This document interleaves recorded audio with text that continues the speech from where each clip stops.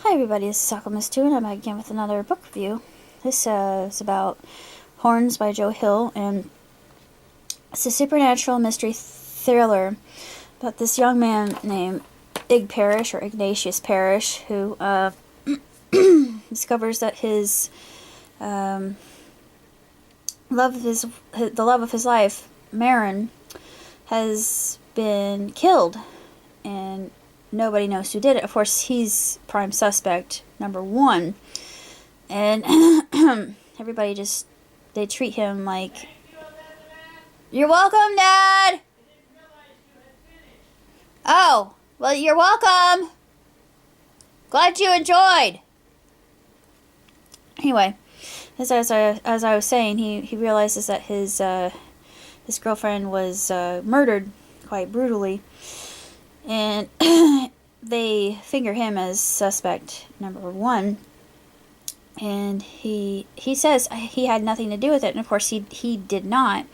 But unfortunately, it goes against the whole testimony that he could have done it, because he goes on this binge and he does all these horrible things in the midst of being intoxicated.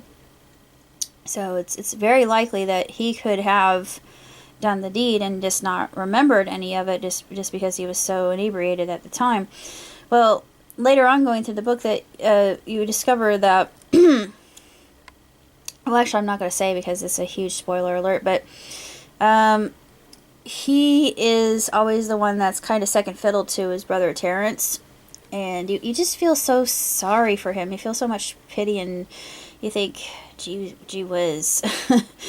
Ig really gets the short end of the stick here, and it's broken into 4 or 5 parts. And first part is him embracing this new talent that he gains when he finds the protuberances growing out of his head, and it's really quite devastating to him and very unsettling, as would anything be.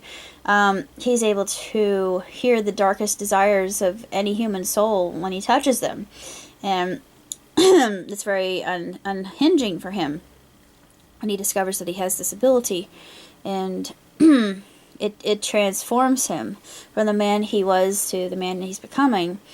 And it ends pretty tragically, unfortunately. That was the only thing I didn't like about this book, but when all is said and done, I actually didn't see any other way that it could have ended. I actually enjoyed the book, even though it's strewn with a lot of profanity, and it's really quite gory and bloody, and there are a lot of things in it that you think to yourself, well, we all have this inherent struggle within us for good versus evil, and we have the free will to choose whether we want to take the good or bad path. And the only ray of sunshine that Ig gets in his life is the love that he has with Marin, and it's tragic that she's taken from him, and his life becomes a living hell, basically. Not really sure what else to say, to be quite honest, about the book itself, although I really did enjoy it, and I'm hoping I can see the movie at some point in time to see if it translates well into the silver screen. We shall see. I really enjoyed the book, even though I thought it was very tragic in many parts, and there were moments that I got so upset with the author. I thought, how could you do this to Ig? I mean, what did he ever do to you? He's just a guy, and he has a good heart, and he tries to do what's right, and then he's just kind of passed over, like, he doesn't even mean anything, and just thought, ugh, this writer is a real sadist. But other than that, I could say that the book itself is really quite the page turner.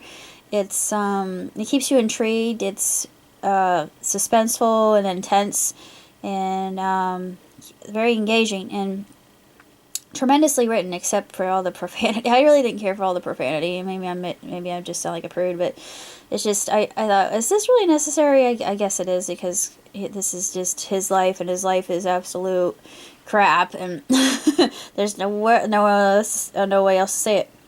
That's all I have to say. See you next time. Bye.